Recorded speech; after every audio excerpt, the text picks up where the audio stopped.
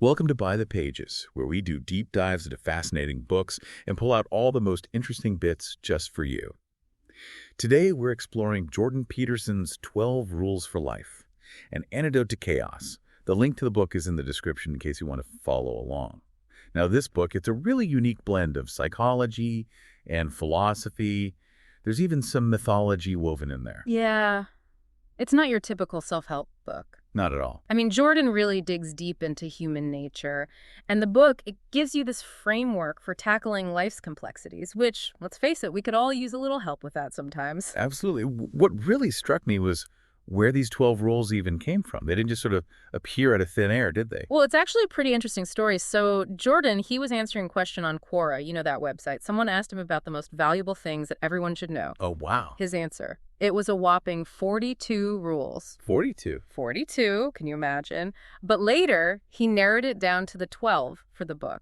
So these rules, they came from a real desire to, share knowledge, share some wisdom, not just, some marketing gimmick to sell books. Exactly. At the core of these rules are these fundamental forces that Jordan calls chaos and order.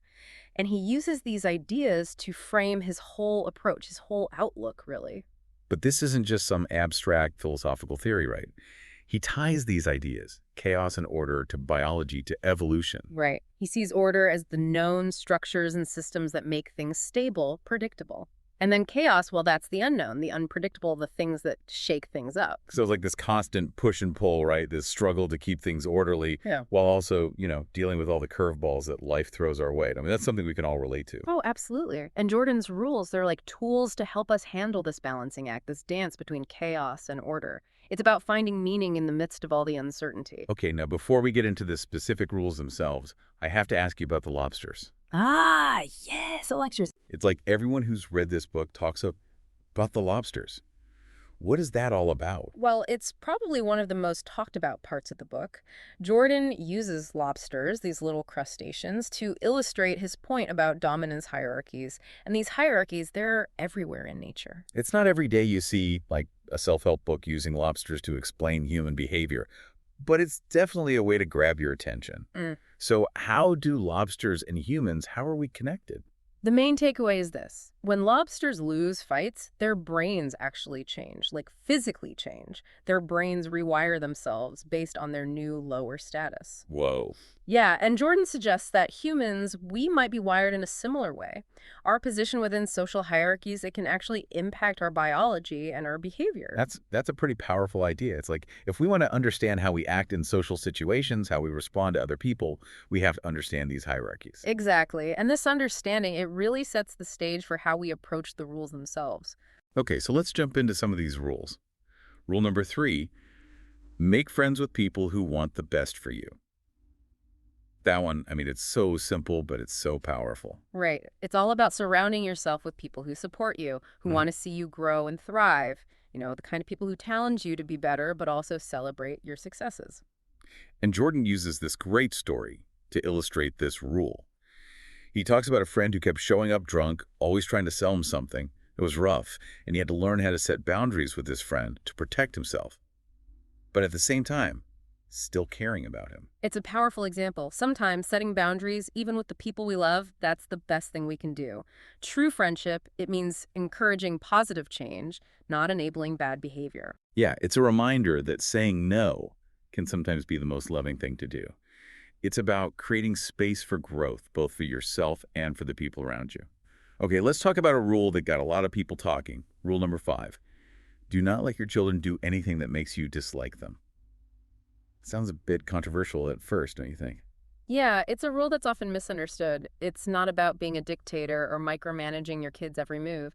It's more about the importance of discipline and setting boundaries. So it's about guiding children, helping them become responsible, well-rounded people. Exactly.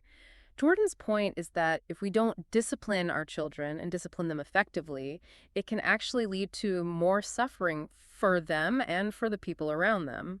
It's really about having their best interests at heart. It's like taking a proactive approach to parenting, right? It's about giving kids the tools they need to navigate the world, setting them up for success. And that actually ties in nicely with rule number 7. Pursue what is meaningful, not what is expedient. This rule really gets to the heart of purpose and fulfillment, doesn't it? It does. Yeah. Jordan's point is that we should go for a life of meaning, even if it means hard work, sacrifice, maybe having to wait a little longer for things. He wants us to resist the temptation to chase those fleeting pleasures, the quick and easy stuff. It's such a powerful contrast. On one hand, you have chasing superficial desires, the things that look shiny but don't really fill you up. On the other, you have pursuing something truly meaningful, something that aligns with your values and gives you a sense of purpose. And he uses the idea of sacrifice to highlight this, right? Investing in something bigger than yourself, even if it means you have to give up something in the moment. It's like that discipline we were talking about earlier, but applied to your whole life. It seems like a lot of these rules are interconnected. Oh, they absolutely are. Either rule builds upon the others. It's like Jordan is creating this comprehensive guidebook for living a life full of meaning. Okay, one more rule before we wrap up this part. Rule number 9. Assume that the person you are listening to might know something you don't. This rule, I think it's super relevant in today's world. It's all about humility, about being open-minded.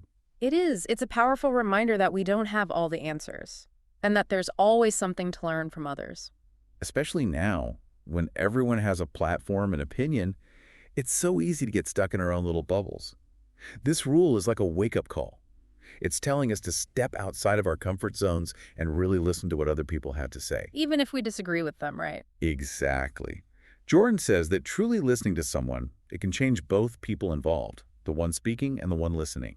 It opens us up to new ideas, challenges us to rethink what we believe, and expands our understanding of the world. It's about recognizing that knowledge, it's a collaborative process. We can all benefit from having those thoughtful, respectful dialogues. I think that's a great place to pause for now. Yep. We've only scratched the surface of what Jordan Peterson has to offer in 12 Rules for Life. But if you're enjoying this deep dive so far, please hit that like button and subscribe to By the Pages so you don't miss the rest. You know, a lot of Jordan's rules, they kind of weave together, they connect in interesting ways. Like, take rule number 9, the one about listening. That actually connects to his idea about the importance of truth. Oh yeah, he has a whole rule about that, doesn't he? Rule number 8, tell the truth. Or at least don't lie. Seems pretty straightforward. But I'm guessing there's more to it than that. Oh, yeah, definitely. This rule, it goes way beyond just avoiding telling straight-up lies. It's really about living authentically, making sure your actions match up with your words and your beliefs. So it's about being honest with yourself first. Like, you can't really be truthful with other people if you're not being truthful with yourself. It's about integrity. Exactly.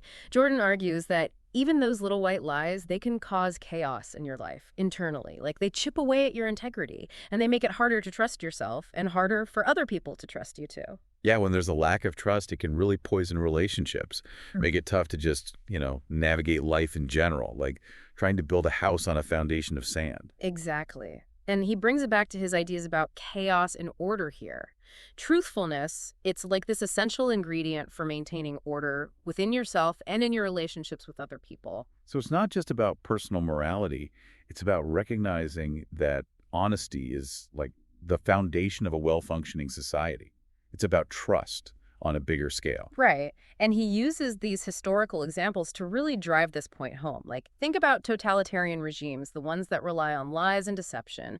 Eventually, their whole system collapses. It's fascinating how he links these personal choices about honesty to bigger political issues. It's like our individual choices, they can actually have much wider consequences. And that leads us to another rule that really makes you think. Rule number 6. Set your house in perfect order before you criticize the world. Now that one tends to ruffle some feathers. Yeah, I can see why. It's like people might feel like he's saying you have to fix all your own problems before you can even try to address bigger social issues. It could come across as dismissive. But I think what Jordan's getting at is this. We can't really change the world effectively if we haven't taken responsibility for our own lives first. It's about walking the walk, not just talking the talk. So it's about recognizing that we all have room for improvement. And that working on yourself, it's not selfish. It's actually a step toward creating a better world for everyone. Right. He uses this analogy of cleaning your room. Like, Yeah. you wouldn't try to clean up the whole city before you even cleaned your own room. It makes sense. Start with what you can control. Create order in your own little corner of the world. Exactly. It's a call to humility, to recognize that we all have flaws and that we can always be working on ourselves. Now, this next rule, it might seem a little lighthearted at first, but there's actually a much deeper point that Jordan's making here. Rule 11, do not bother children when they are skateboarding. That one always makes me smile. But yeah, I feel like there's a lot more to it than meets the eye. What's the deeper message here? Well, I think it's about giving young people space to explore, to take risks. That's how they develop confidence, how they learn to be independent. Jordan's point is that in modern society, we've become way too protective of our kids. We're stifling their natural instincts to play, to explore, to push their own boundaries. So it's not literally just about skateboarding. It's about the importance of unstructured play. Giving kids the freedom to be kids, to learn from their own experiences. Exactly. It's about letting them experience the world firsthand, to make their own mistakes, to develop that healthy sense of risk-taking. That's how they build resilience. And finally, we come to a rule that sounds so simple, almost deceptively simple, but it's actually really profound. Rule 12, pet a cat when you encounter one on the street. Right.